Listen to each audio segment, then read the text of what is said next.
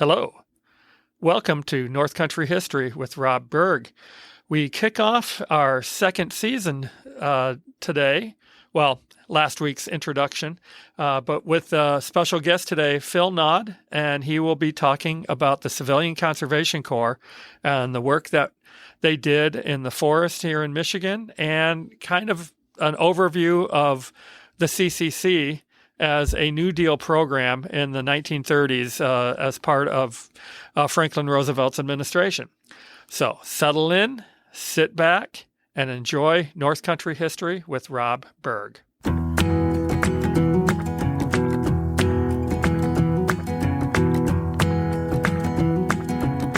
North Country History with Rob Berg, your podcast on the forest history of the Great Lakes region.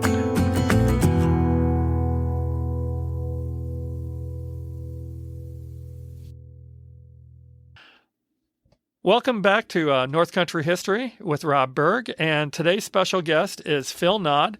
I've known Phil through Facebook for a number of years, but in person only for about a year. But Phil is a historian of the Civilian Conservation Corps. He's got his MA in history, studied public history at Western Michigan University. He also served as a boiler technician in the Navy. And he's been involved with the history of the Civilian Conservation Corps since the mid-1980s. And he's a former member of the board of directors of CCC Legacy, which is a national organization that's preserving the history of the Civilian Conservation Corps.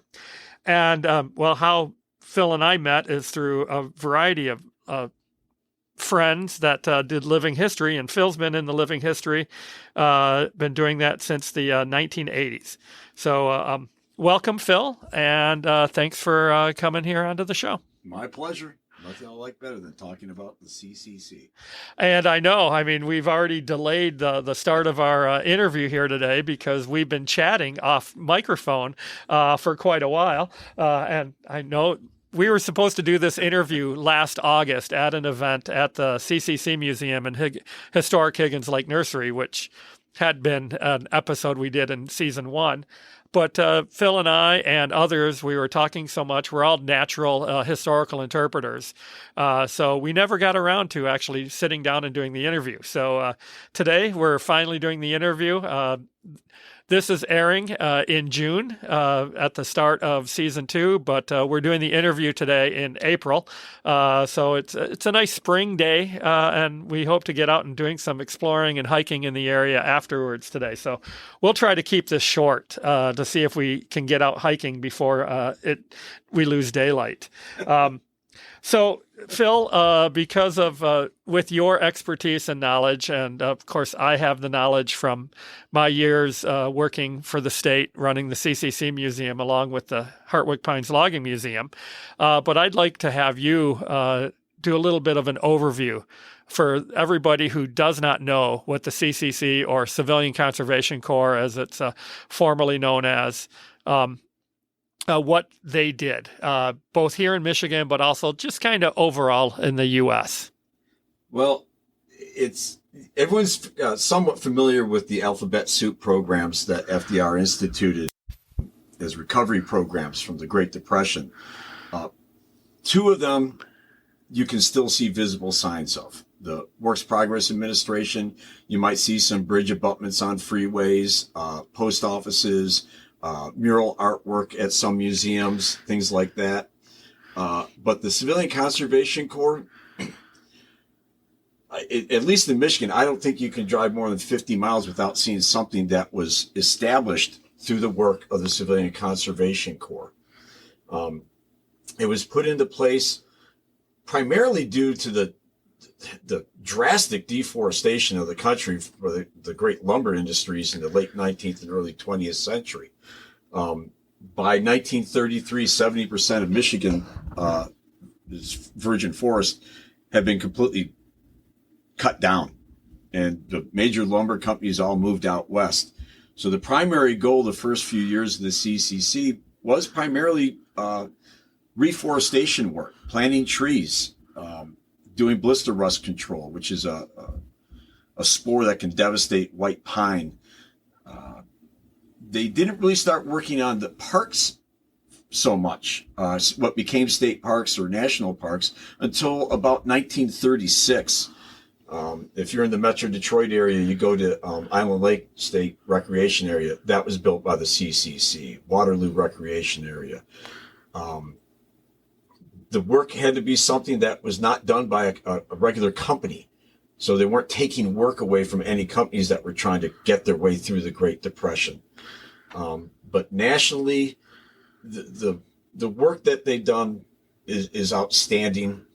You can still see some of the plantations, they're called, the forestry work that they did, pacing out trees every 6 feet and putting a sapling in, backbreaking work day by day in 2 different planting seasons during the year. But if you've been to a state park, there's a very good chance that what you're seeing is the result of employing men between the ages of 17 and 28 and some older men, because contrary to popular belief, it wasn't all boys. No boy went into those woods. They were all men. But they also had 10% of the CCC were Native Americans and 10% were war veterans. That's a whole deep story, which most people don't realize. We ended up having 10 veteran companies in Michigan. Yeah, we'll get to the veterans here in a little bit. But so they did, yeah, as you mentioned, they did a lot of work that we're all kind of experienced with the work here in Michigan. Same thing in Wisconsin and Minnesota, other states involved in what we talk about here. And I was just going through the other day of looking at some of the national forests, and there's 8 national forests here in Michigan. All of them were created either prior to or during the time period of the CCC. Actually, 9, because at one point, part of the Hiawatha National Forest was Marquette National Forest, and I know that there was a Bureau of Indian Affairs camp located there. But particularly, what kind of a work did they do here? As I kind of just, brought in forest work, or forest. So. And here he is. He's got lots of notes he brought with him today. So I will pull out a project report. Annually, each camp was inspected. They looked at the camp itself. Was that up to standard health-wise, things like that? Were the men getting fed right in the clothing? But it also lists their project work, which was collectively labeled as forestry work. Company strength at one point, 1938, they had 201 men working on forestry work. Let's see here. They had some men confined to hospital, but the work parties, they would have roughly 25 men that always stayed in camp, called camp overhead. They operated the camp itself, the kitchens, the supply room, the repair shop for the vehicles. But the work parties that went out, they did various things. They could be doing groundwater surveys, which was vitally needed if they had to fight a forest fire, as they were called back then. Blister rust control, taking out gooseberries, ribes that this spore could grow in. They did stream improvement, forestry improvement, where they go in the wintertime and clear out all the dead trees that had fallen down, the standing dead trees, the snags, to help prevent forest fires. They built truck trails to get men into forest fire areas. They built fire breaks to help slow the spread of forest fires. They did breeding grounds in ponds and lakes for various fish, trying to reintroduce fish back in. People don't realize in the 30s, people were going up north fishing and hunting just as much, as probably more so than they do today. They later on started working at different parks, making park improvements, putting fireplaces in at the campsites, building pavilions, beaches, things of that nature. Mostly recreational things after about 35, but they still did the forestry work, which to me has always been the main thrust of the CCC. Yeah, that's the one thing is my family has been going up north long, long, long before I was born. My grandfather and his buddies bought hunting property in the 1930s. Now, it was in a cutover timberland area, so they had to do the replanting themselves because it was on their own property. But yeah, that's what people going up there today, we are enjoying the fruits of the labor of the CCC. When we go camping, when we go hiking, hunting, fishing, whatever you do in the outdoors, if it wasn't for the seas, a lot of that opportunity wouldn't be there. Definitely. They did buildings, sewage and waste disposal systems at the parks. They built airplane landing strips that to this day are still being used by the DNR. I just talked to the man that runs the Hillsdale Airport, and he actually did. He says, yeah, this was built by a veteran company. I go, yes, it was. Yeah. So, yeah, I mean, the Seas did a lot of great work. And talking about with like the airfields, the airfield in outside of Rogers City, the Seas did work there. And I read about this in a publication that somewhere I have floating around here. It was a little booklet that they put out there in Presque County.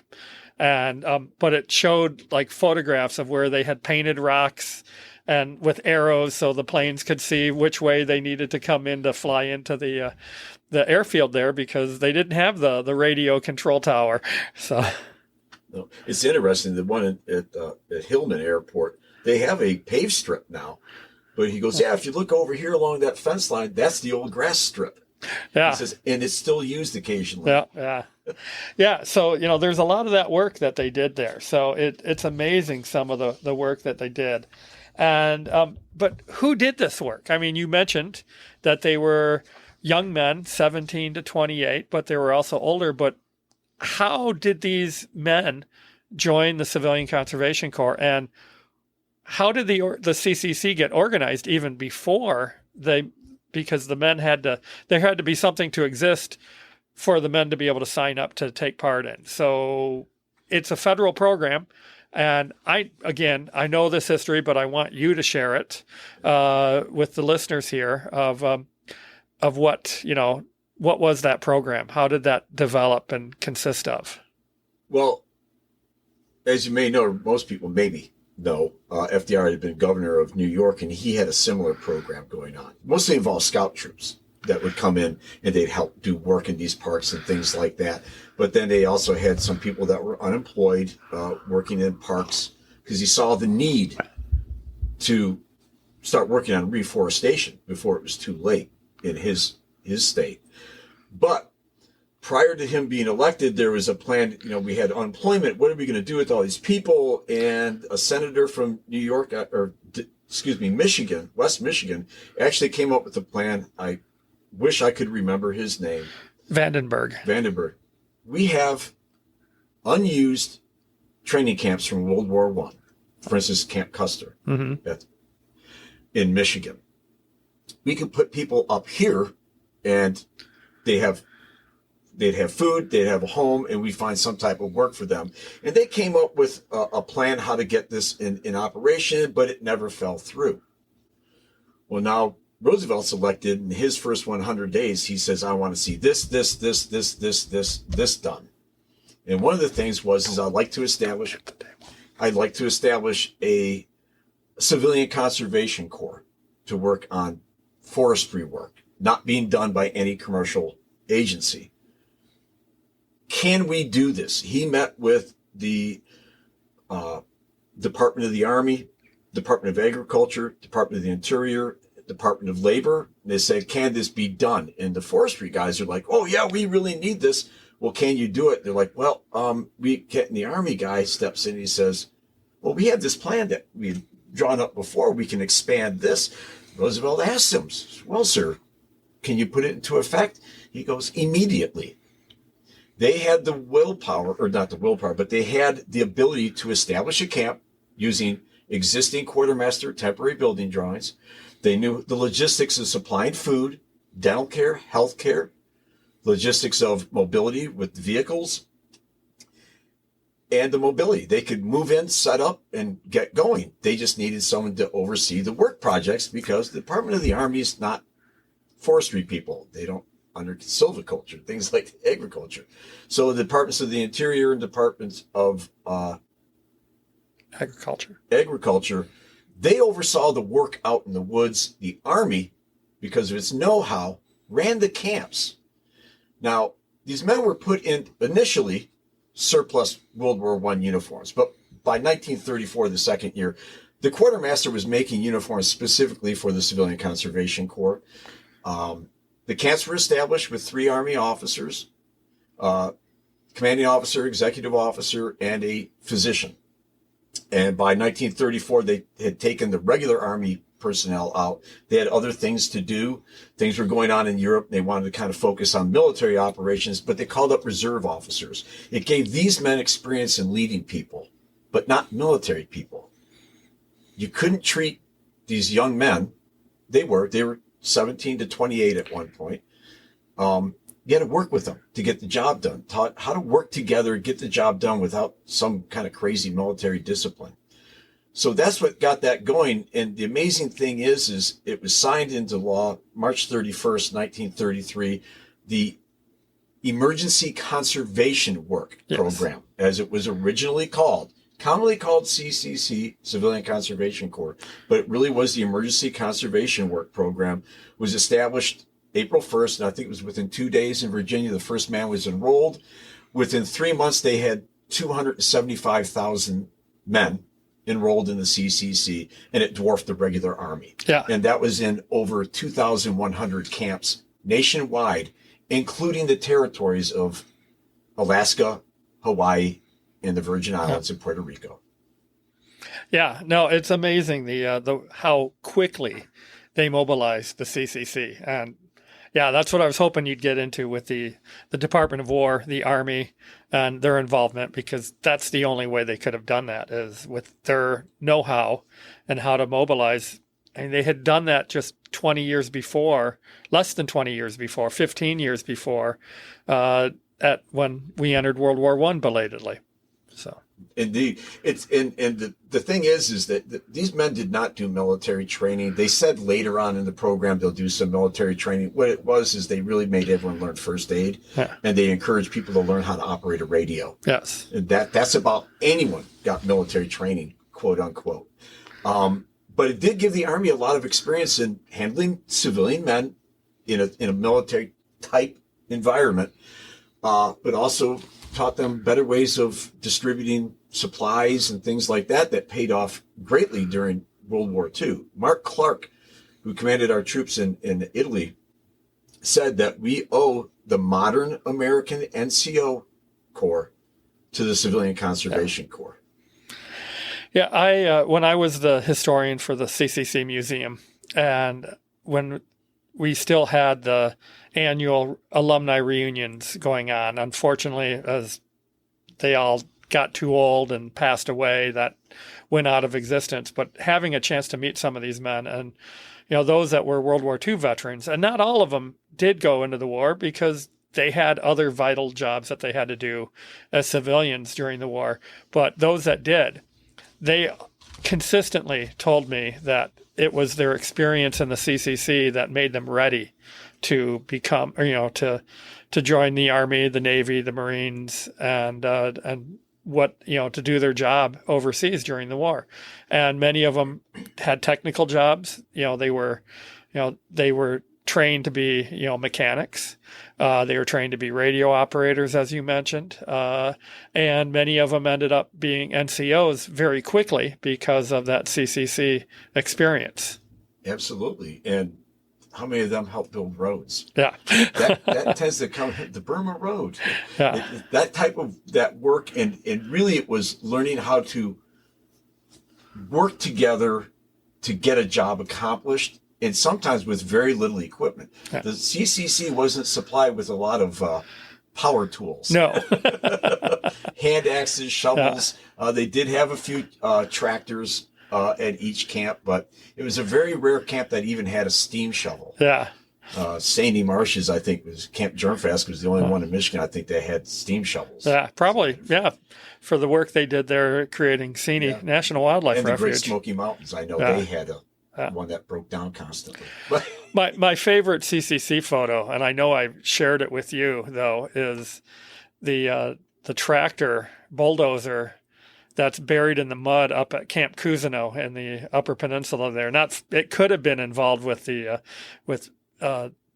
Seney, or it was in that area at Shingleton, and so it was sometimes the mechanized equipment was worth less than what it would have been having a horse and a plow, because they'd have got through that mud probably easier. And that was not unheard of, having a team of horses. Not unheard of at all. But the amazing thing is it's like I've had people say, well, they were drafted in and things like. No, they were never enlisted. You enlist in the military service. They were enrolled. Yes. So they were called enrollees. These were men that had to prove that their families were in dire need of help. There was no welfare system. I think twice in the Depression between Roosevelt's election and World War II that the federal government released federal money to help out municipal and county not work programs. I'm trying to think of a correct term for it, but relief programs. Occasionally, a doctor might say, well, okay, he's underage, but he's a big guy. We'll let him in because the family really needs the money. These men were paid $30 a month. Now, they didn't keep that. They were allowed to keep $5 cash at the end of the month when they went through the payrolls.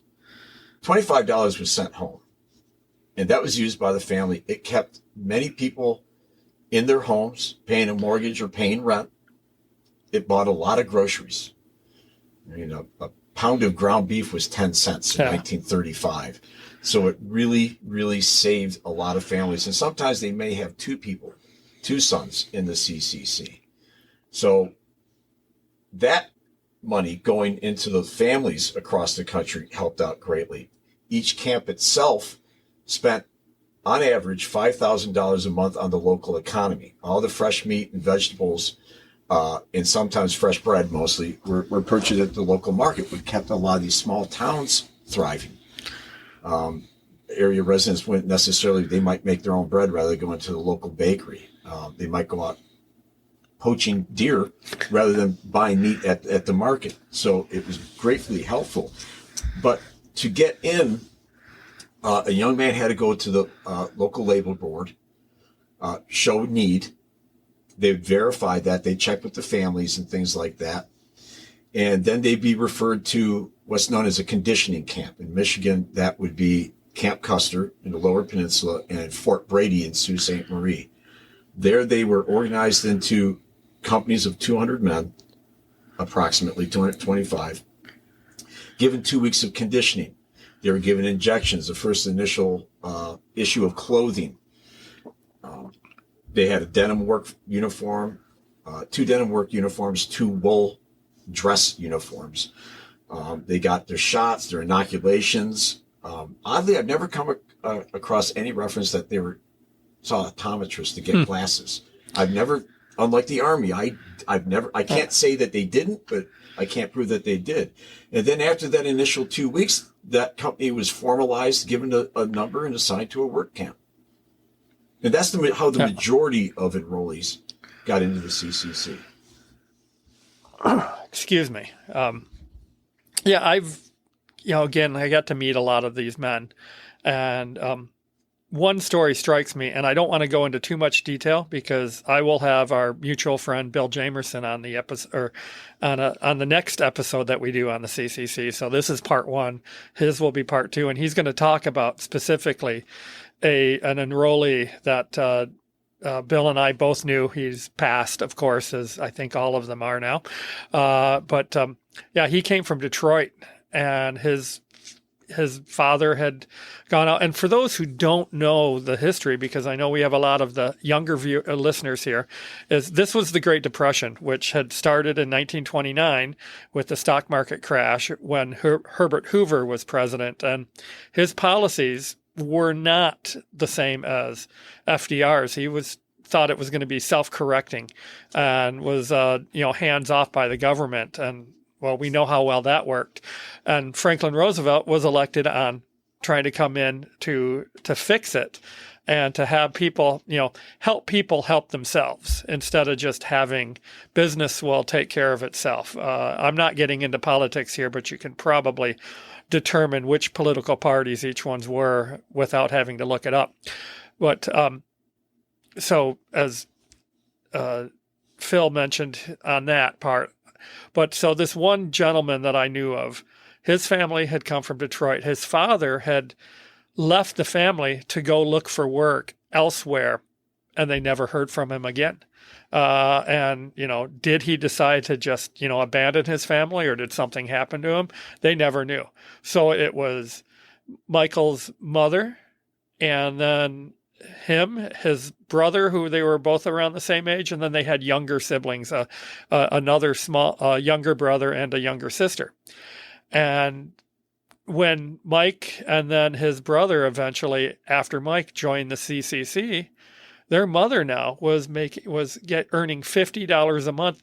If she had been working prior to that, she had lost work during the Depression, and so he had said that she was making more money than the firemen that lived in the fire station that was across the street from their home in Detroit there. And they were not getting paid cash by the city of Detroit. They were getting basically paid in script that they could then turn in for groceries at a local store. But so she became, in that neighborhood, fairly wealthy. Well, so exactly what you said. And so, yeah, this was life-changing, not just for him, but for his family.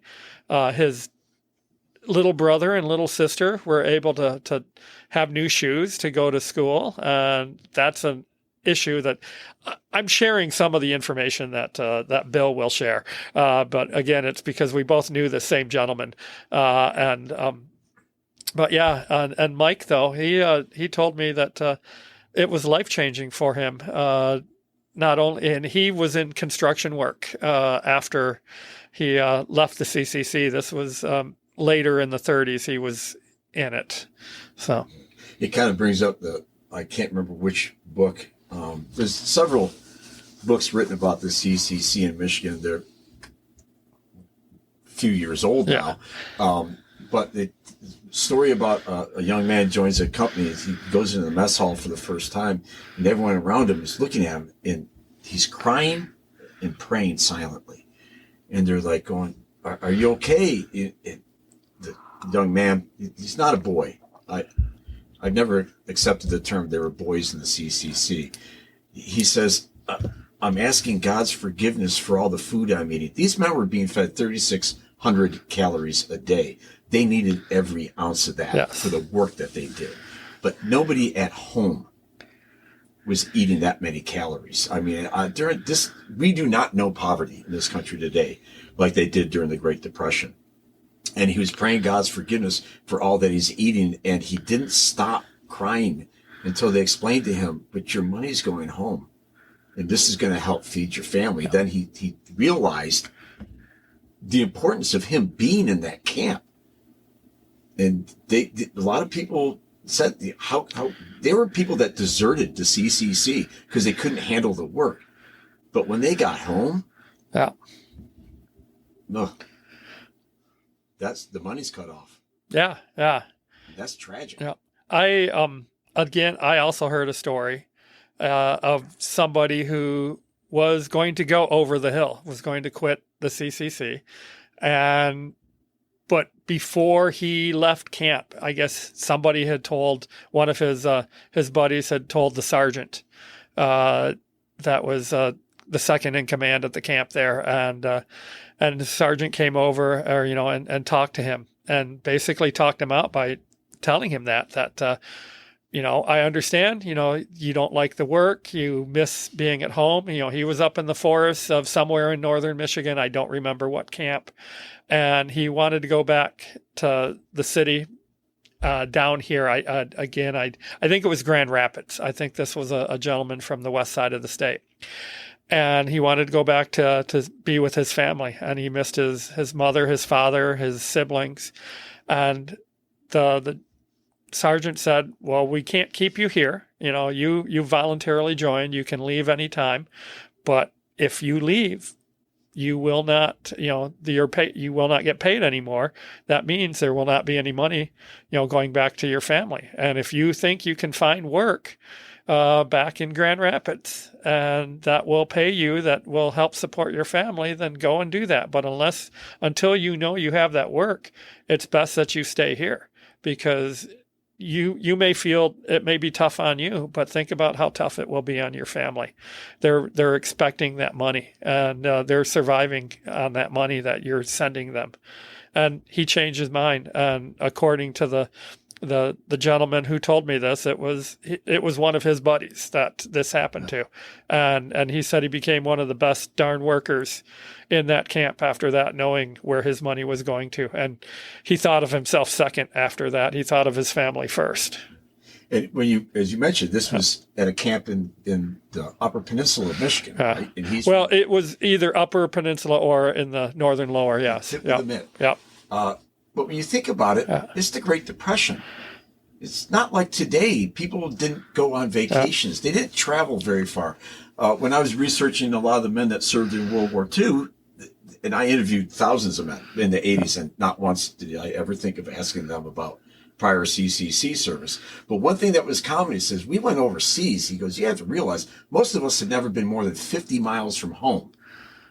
And you have somebody from Grand Rapids going up to Indian River area or Rogers City or Mackinac Island. Camp Rako, where's that? But those are Michigan men. In general, if you were a Michigan enrollee, you stayed in Michigan because the work like I said, we had cut down 70% of our forest. There's a lot of work to do in this state alone. But if, say, you were from Ohio or Kentucky, there's a good chance that you're going to end up in Washington State or Oregon because they had a smaller population. A lot of enrollees east of the Mississippi went out west in what was called the Ninth Corps area. I believe it was 7 states, and did the work out there. Most of Yellowstone, that was not built by men from out west. No. I'd met a man at one of the CCC reunions who was from Ann Arbor, but not originally. That was where he settled after World War II. He'd originally was from Eastern Ohio, and one of the places he served was Camp Waterloo. But he was also was sent out west at one. I think he went out west first, and he was in Utah, and he said he absolutely hated it. And after his 6-month term, he left the CCC, but then he re-enrolled. I'm not sure how this happened. He was elderly, and so it was, his memory may not have been great, but he ended up, I think, then at Waterloo. And after the war, like I said, he ended up coming back to Ann Arbor. And it was going from Ohio to Utah and out in the desert out there, or what was at least to a Midwesterner from Ohio was desert. Yeah, so. That would be a 5th Corps area. The CCC was broken up into 9 Corps areas. That's the Army, the Army Corps areas. They were under command of a general, a major general, 2-star. That was just logistically, that's the easiest way to operate them.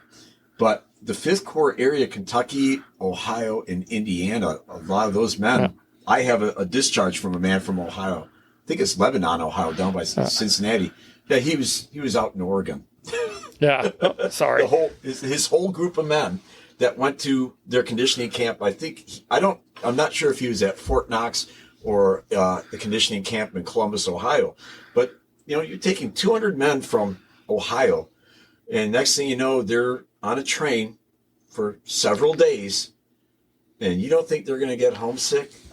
17, 18, even a 20-year-old. It depends on how you grew up. There are 20-year-olds in the Army that were hardcore, from poverty, that moving around to them was normal. But yeah, it's a culture shock that I really don't think a lot of people today can really grasp. yeah, no, absolutely. And the one book that I showed you before we started here, The Soldiers of Poverty, it's basically about the life of a enrollee from Southern Illinois. And he initially was in Southern Illinois, did work with the state park development there. But then he got sent up to, I think, Wisconsin, I think up near the Bayfield area, so near Apostle Islands. But then in 1936, the fires they had on Isle Royale, when they were developing the national park there, they had severe forest fires, wildfires as we know today, that they sent these companies from all over kind of that western Lake Superior area out there to assist in the firefighting. And he ended up helping to fight fires there around Siskiwit Lake and Camp Siskiwit. And so that, you'll enjoy that book when you read that, because it gives a lot of good history of how they moved around. And the companies, they, again, from Southern Illinois, they did park work down there, and they did, of course, other work that they did, not the forestry work that did up here in the Upper Great Lakes region. But then that's what he ended up doing in Wisconsin, and then the firefighting work on the island, on Isle Royale. Yeah, the work done by the CCC, it would depend on the technical agency or the supervising agency as to what work the camps were doing. Obviously, in Michigan, it was very heavily forestry work. But they could work, the camp superintendent could be from the Soil Conservation Service. And what people don't really realize, you've heard of the Dust Bowl. Yes. Well, the plan was to build a 30-mile wide belt of trees. Not solid 30 miles across, but a phase of trees, open area phase of trees called the windbreak. Yes. They're going to make a giant windbreak from the panhandle of Texas all the way up to Canada, and they made it maybe a third of the way before the program folded in 1942. But that was for the Soil Conservation Service. How do you prevent the soil from being blown away? Well, if you cut the windbreaks down like we're seeing now again in this country, with these big factory farms, if the wind just keeps blowing across acres and acres and acres of crops, and you're planting a crop that is a shallow root, there's nothing holding the soil in. So the Soil Conservation Service really had its work cut out for them, and it would be interesting to see if they'd actually completed that. What it would be like today. But that was they worked for the Bureau of Land Management, Soil Conservation Service, National Park Service, U.S. Forest Service. There's, I think, 20 different agencies they did work for. The Bureau of Grazing. Yeah. If anyone even knows what that is. The federal government owns land that is leased out to ranchers to raise their cattle. Yeah, it's mostly through BLM now, but also the national grasslands and the Department of Ag, National Forest Service. The work was just now some projects they worked on didn't turn out that great. Assateague Island is both a state park and a national park. A shipmate of mine ended up being an estuarine biologist there. Oh. And people were complaining about these canals that they dug in these marshes to decrease the mosquito population. They're saying, the CCC did that. They really messed that thing up. And this is on their Facebook page. And I just piped in. I go, well, the CCC only provided the labor. That was the Department of the Interior. They had their scientists come up with that plan. So it's like they came to the CCC, worked on some projects that aren't necessarily the best thing environmentally, but in the 1930s, they were doing the work that was considered top of the line, well-researched projects. Yeah. I believe the Seney National Wildlife Refuge there at Germfask, that was a Bureau of Biological Survey camp, which I think I read it was the only biological survey camp in the country. It was the predecessor of what's now the Fish and Wildlife Service, and as part of the Department of Interior. But yeah, that was again one of them. That was, and there was the BIA camps, the Bureau of Indian Affairs. Yes. One in Michigan, Camp Marquette, but I'll be going to Minnesota here later in the summer, and I know that there was a lot of them involved with the reservations out there, and did a lot of work from restoring Grand Portage National Monument to doing work on the reservations and all the work that was done by everybody else in the CCC, which of course also included veterans, which is what you are a bit of an expert on, at least in my book, because you know more about the veterans enrollees than anybody else that I know. So if you want to speak about them. Initially, that's how I was really, as a child, growing up in our cottage near here in the Pinckney Recreation area. That was not a CCC project. That rec area came out after World War II, but the Waterloo Recreation right next door here was originally a recreation demonstration area for the U.S. Forest Service. Yes, Park Service. It was Park Service. I'm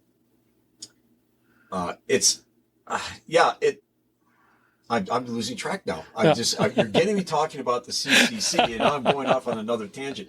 Anyway, the veterans. It's very interesting how that came about. Originally, the program was supposed to be 18 to 25. Yeah. Okay, and you had to be from a family in need, demonstrated need. Well, they had a thing before Roosevelt was elected. It was called the Bonus Army March.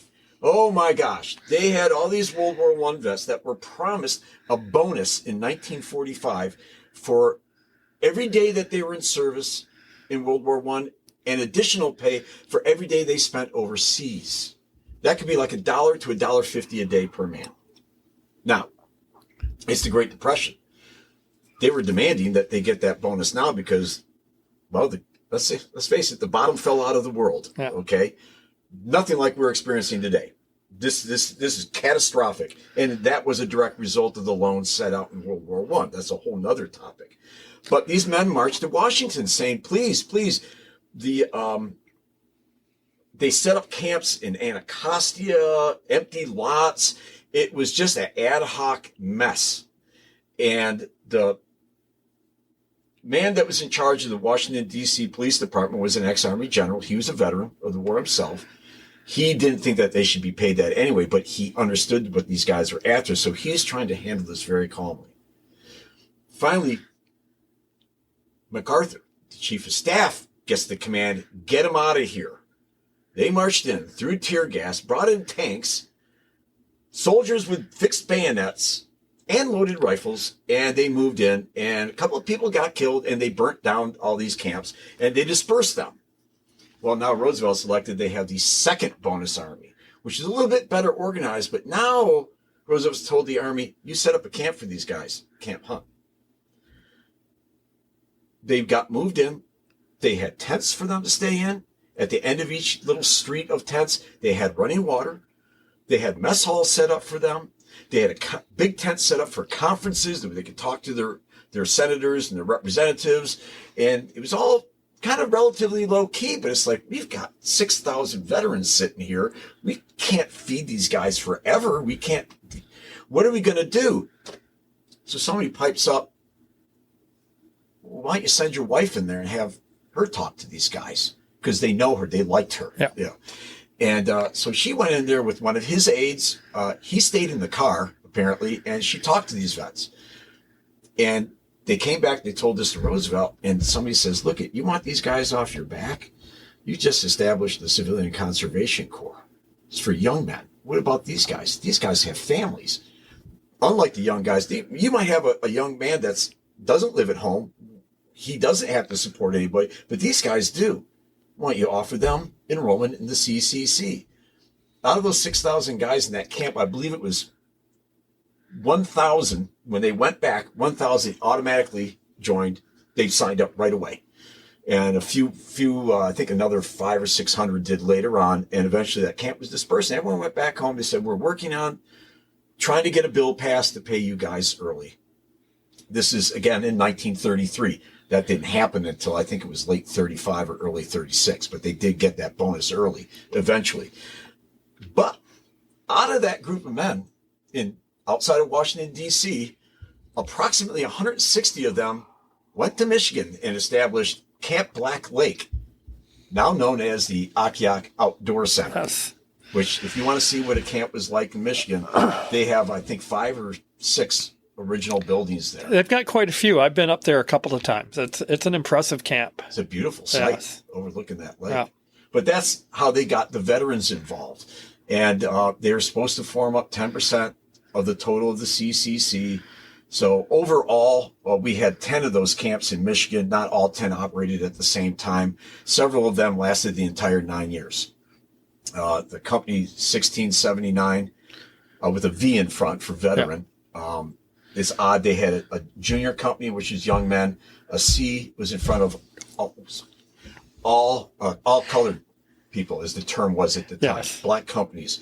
But in Michigan, in most of the 6 Corps area, this is another thing people don't realize. We had integrated companies up through August of 1936. Yeah. And then they just, that whole integration thing fell apart, which is a damn shame.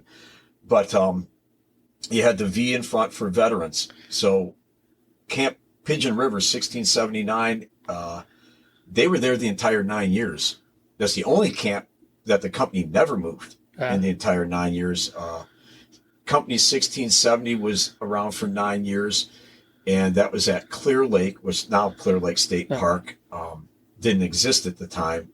Then they went to Camp Al Sable for a year, and they closed down Camp Higgins, which is Higgins Lake Nursery area. It was 4 miles north of that. So they were the last camps closed in most states in 1942, June of 42, were only veterans camps, because the younger men at that point can now get jobs in the factories. These older guys, they can still do this work. And I think it was Higgins, which was a nursery, and Camp Wolverine, which is, what was the nursery there? Was it? They had Hardwood State Forest, and I think they had a nursery there. For hardwood seedlings. The name of the forest or the nursery. Wasn't Crittenden. That was elsewhere. Yeah, that was in the UP. North. I don't remember either. Yeah. Well, we're getting older. Yes, we are. We could be in veterans camps now. Though you were a veteran, I wasn't. So. Well, and again, that's how I got interested in it. I was reading a book in the 80s, How We Won the War by Jeffrey Parrott. And I already knew about the CCC because of my time out in the woods out here. Yeah. I was out in the woods as a 5-year-old up in the Chelsea area, out in the woods, as parents today would probably freak out. But, I knew that the Army ran the camp, but how did that actually work? And he explained that, they'd have these officers come in, they set it up, and this is why they did that. And this is how it benefited the Army in World War II. And he kind of left it at that. And it's like going, okay, I got to find out more about this. And that's how I started researching the CCC. It's kind of on the back burner because in my 40 years of doing living history, I've done different time periods and I focus on different things. And it's only been in really the last 10 years that I've come back, but almost full time outside of my regular job researching the CCC. No, and that's where, it was great when we finally got connected. I was no longer doing CCC history, but I had all of these resources. So it was a natural for me to be able to share it with you. And you have gone way beyond of what I could do. Because I wasn't just running the CCC museum. I was running the logging museum at Hartwick Pine State Park, just like our mutual friend Hillary Pine. But I also had duties with the Tawas Point Lighthouse at one point, with the Sanilac Petroglyph. And I was running, I did not know you oversaw Sanilac. Well, I didn't really oversee it. I was kind of the liaison for the History Center at the time. But, that's interesting. But that was a long drive from Grayling. So, yes. So that wasn't very long. But all of this work. And so I couldn't really focus in on the history of one particular place and era that much. And when I did, I was usually focused mostly on the lumber history. So it was so good to have been able to get to know you and to be able to share my information with you. And that augmented, I think, everything else that you had been doing, and vice versa. You've shared a lot back with me. And so I always knew it was a natural that when I created this podcast, that you were going to be my CCC expert on this today, or that we're doing now finally today. Yeah, I greatly appreciate it, because since you were up there, you were able to do a lot of footwork. Yes. Living 4 hours away down here, it's harder for me to get up there. And for instance, you sent me those pictures of what's left of Camp El Sal. Yes, yeah. I really like trying to get a visual of as many camps as possible. Yeah. And even my wife now can trace. She knows what to look for foundations and things like that. But yeah, you did a lot of footwork before we even knew each other for me. Exactly. Yeah. And it's funny because I know that you'd ask me about Camp Hartwick Pines as well. And the footprint of the camp still exists because it's the maintenance area of the park. And later, like, as you know, many of these camps after World War II, or at whatever point the government started to surplusing them, they were turned over and to the state in many locations. And some of them became corrections camps.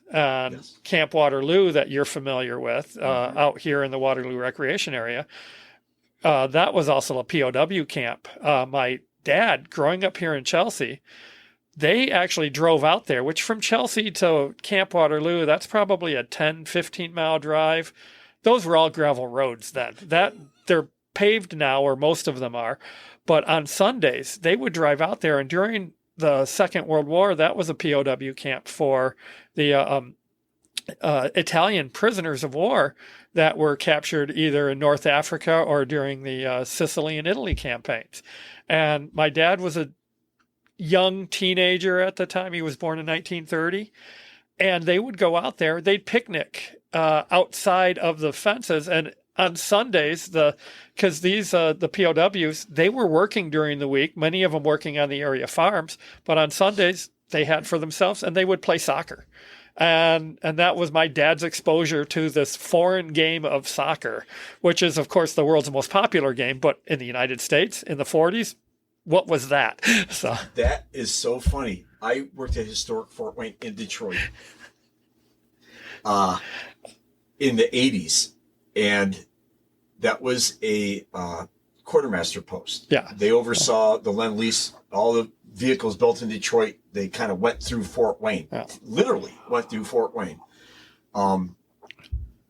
And they also had an Italian POW company there. It was organized as a company of prisoners. They were in the one barracks three of the barracks are gone now. But I talked to a man who was Italian, lived in Detroit.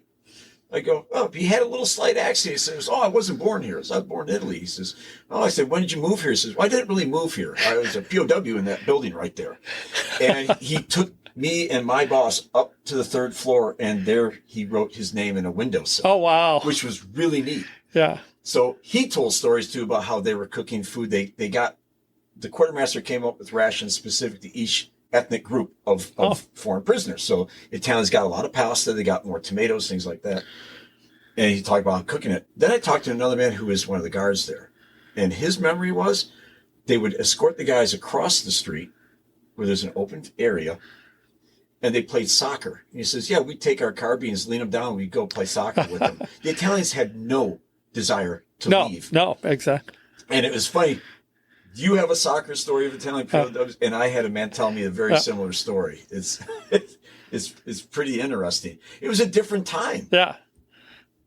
Yeah, no, and then I've seen a video many years ago, and it was on VHS. That goes to show how old it was. It was a film done up in the Upper Peninsula, and it was several of the camps in the UP were POW camps for German prisoners during the war. And, they put them in these remote areas because, many of the German soldiers were a little bit more gung-ho into the war than the Italian soldiers were. And so they put them in areas that were much less likely for them to escape. And there were a few escapees. I believe it was Camp Alberta. Is that the Alberta? Maybe that's not. No, that's the. Never mind. That was over by Baraga and Lance. That was the forestry area. Now this was over in the Munising area. But anyways, this camp, which will come to me, of course, after we've done with our interview today. But there were a couple of them that had escaped from it, and they were looking for German community up there that they could maybe blend into. Well, unfortunately, they were finding all these old, lumbermen, loggers and miners that were Swedes and Finns, and so they eventually gave themselves up, and because they spent enough nights in the cold of the Upper Peninsula. It wasn't summer; it was, I think, getting closer to wintertime, and they didn't have any idea of how to get to someplace that was a safe refuge for them. Yeah, it's you can still get lost up there if you don't know your way around. Yeah.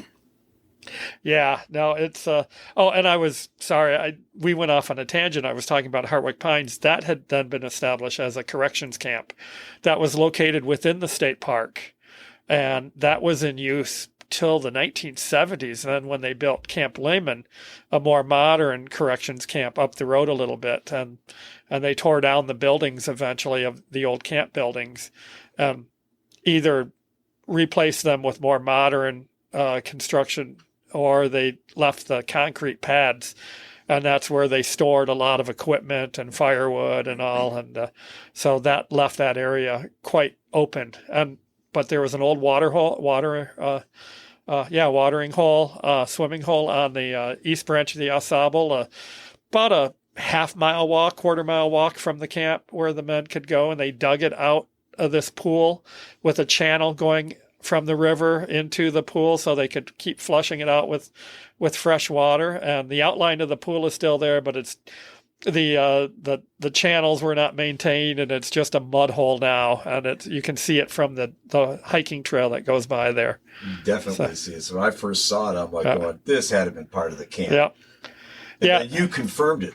Yeah, the old brochure that they used to have for the Au Sable hiking trail talked about it. One of my predecessor, when he and another wrote the information for the walking trail, for the hiking trail, he being the historian, talked about that part with the CCC, and yeah, you could see it was definitely dug out rectangular, so it had the nice straight lines, and but unfortunately, the bridge going across there collapsed. And so you can't really cross there now. So the trail is basically closed off now on that side of the river because there's no safe way to cross. You can climb around on the bridge, but it's not authorized to do so. But they can't legally open it that side. You say that. Well, others have, but I don't work for the state anymore. So I don't think I want to try to do that. There's enough eroded trail fixtures that I did that when I was up there last October, and yeah, it was not an easy walk around there, so I wouldn't do it again. Yeah. There's a lot of interesting things that you would not even associate with the CCC, what they did with some of these structures. For instance, if you're in Atlanta, you go to the VFW there, that back of that building is all that's left of Camp Presqu'île on Clear Lake. Okay. That was the last building in the camp that was torn down. They're torn down. They took it out in 1972. That was the park headquarters for many, many years until they built the new facility on the north side of the lake. The day use area was Camp Presqu'île, which was a veteran camp. Just for clarification. That's what they used. They bought that building and they built the VFW. Okay. Just for clarification for people, he's talking about Atlanta, Michigan, not Atlanta, Georgia. For those of you not familiar, Atlanta, Michigan is a very small town in Montmorency County, south of the Pigeon River Country State Forest area, and where it's considered the elk capital of Michigan. The big wild. So, anyways, back to they did, in a lot of places they did end up, kind of recycling building material from a lot of these buildings, and the CCC Museum at Higgins Lake, North Higgins Lake State Park. A lot of people don't realize that wasn't where the camp was. That's where the old nursery was. As you mentioned, the camp was 4 miles north. But when they built the museum, in 1985, they recycled some CCC era buildings that were built at Camp Custer for the barracks for them at the seas there. This was a historian from the National Guard that was telling me about that when I was still in that position there at Hartwick Pines and CCC. And they moved up some of that the building material there to reconstruct I did not know yeah that. I didn't know until I was told that, because they had that in their records at Camp Custer, but it wasn't in the park records at Higgins Lake. So that's interesting. I assumed that the NACA guys built that. Well, they were involved with the subflooring, and as they did on the weekend of that reunion, and they signed the floor and everything, but they didn't do the main work of it. It was the DNR and through the Michigan Civilian or the Michigan Civilian Conservation Corps, the one that came back in the 80s through Governor Blanchard for the youth to be involved with that. They did the main construction of it. Wow. See, I learned so. That's the good thing about the studying the CCC. You learn something new every day. There's no way to. You might refer to me as an expert. I don't consider myself an expert because there's so much I don't know. Well, that's a nice thing about history and being historians, as you know. We're always learning something new. And this is why, some people say, oh, it's revisionist history. No, it's not. It's just, and it is. Yes, we are revising what was once thought to be the official record. But as we're digging and learning more, and we're hearing from voices that were not heard from prior, and it's something that history is always evolving as we're finding more. And, when we get out and you're an expert to me, you're not an expert to yourself, you say, and we know that there are people out there that know more than you and I, but I would not have been able to do this episode on my own now, not being able to study it as closely as I once did, without your assistance here today, Phil. So I really want to thank you for joining me today. And next episode, I'll be having Bill Jamerson on, who Bill's going to give a different perspective. He was a documentary filmmaker for a number of years, and his most famous one that he did was Camp Forgotten. That was done on the Civilian Conservation Corps here in Michigan. And he produced that film in the 1990s. And I got to know him through going to the CCC reunions. I started in 98. So in the late 90s, early 2000s. And then things changed after 9/11, and funding for his filmmaking dried up because a lot of the federal grants went to other things at that point, and he eventually got into more of a storytelling and songwriting, and he presents programs now on the CCC among other topics. But he also did a lot of research for his film, and then as a writer, songwriter, and wrote a book. So we'll be talking to him about that next week as well. And he'll put it in perspective of kind of preserving the CCC history through his types of programming, through filmmaking and through singing and songwriting and writing. But also he'll tell more of the story of a specific CCC enrollee that worked for me at CCC Museum at one time, Michael Radich. And that's who Bill focused some of his work on, of the intimate friendship that he had with Mike. Mike was a fantastic source for the CCC material. He was a real CCC enrollee who interpreted it, and talk about first-person interpretation. Yeah. So living history. Yeah. So thank you on that, and for everybody out there listening today, I hope you enjoyed the episode. You got a chance to learn a bit about the CCC, the Civilian Conservation Corps. And oh my God, there's so much that we didn't get in to talk with. I'm going to have to do another episode as well on the the integration and then the segregation of the CCC. We didn't even have time to touch that. It deserves more than just passing, as Phil mentioned, with the African American enrollees. And then there was also the Native American enrollees. So the CCC will be a topic that will be repeated at different times here. Phil, I'll probably have you back on again at some point, but I also will look for other voices as well with the CCC, not just here in Michigan, but through my connections that I hope to develop more in Wisconsin and Minnesota through a trip I'm taking in August. And I'm going to go to some CCC sites as well as logging history sites. But so for the rest of you, as always, if you like the episode, if you like the podcast, comment on it, review it. This year is beginning. I'm now going to have subscription or subscribers, and you'll be able to get additional material, some bonus episodes, and other type of information that I'm developing, extra things for subscribers only, and support this if you can. Tell a friend if you really enjoy it, and that's the best way to spread the word here is word of mouth.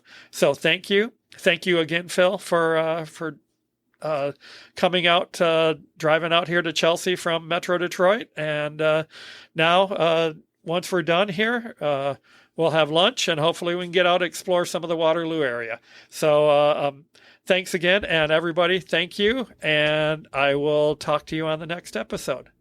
Bye.